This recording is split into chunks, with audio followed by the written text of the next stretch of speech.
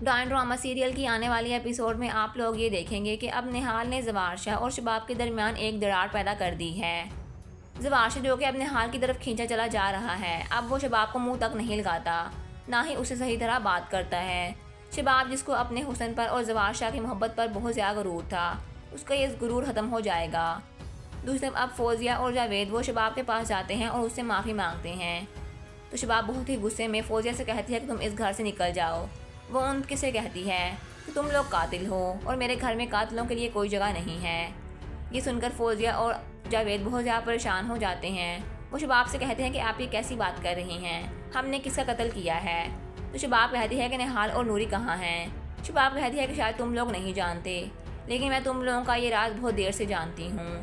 جب تم لوگ نہال اور نوری کو قتل کر رہے تھے تو میں دیکھ رہی تھی، میں سب کچھ دیکھ لیا تھا کہ اس طرح جاوید اور عامر ان کی لاشوں کو قبرستان لے کر گئے تھے اور وہاں دفنا کر آ گئے تھے۔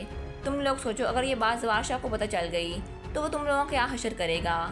تم لوگوں کی بہتری اسی میں ہے کہ میرا منہ نہ کھلواؤ، ورنہ تم لوگوں کا بھی ذکیہ کی طرح حال ہوگا اور تم لوگ بھی پھانسی کے پھندے تک پہنچ جاؤ گے۔ جب شباب یہ ساری باتیں کر رہی ہوتی ہے تو نہال یہ ساری باتیں سن لیتی ہے۔ وہ بہت غصے سے وہاں سے چلی جاتی ہے اور دل ہی دل میں کہتی ہے کہ شباب اب تمہارا بھی قصہ بہت جلد ختم ہو جائے گا۔ جب تم دیکھ رہی تھی کہ یہ لوگ ہم پر اتنا ظلم کر رہے ہیں تو تم لوگوں نے اسے روکا کیوں نہیں؟ تم چاہتے تو اسے روک سکتی تھی، تم بھی ان لوگوں کے ساتھ شامل ہو۔ اب میں تمہیں چھوڑوں گی بھی نہیں، اب میں تمہیں بھی زوار شاہ کی زندگی سے بہت جلد نکال دوں گی۔